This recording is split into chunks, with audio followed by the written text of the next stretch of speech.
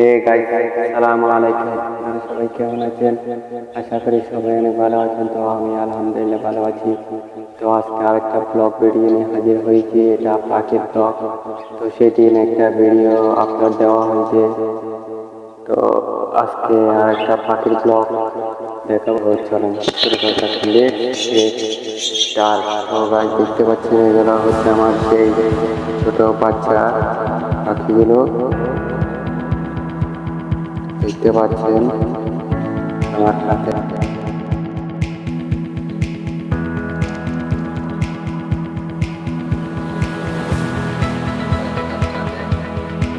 দুটো দেখতে পাচ্ছেন,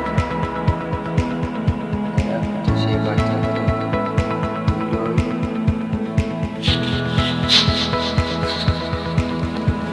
চুটির মতো টাকা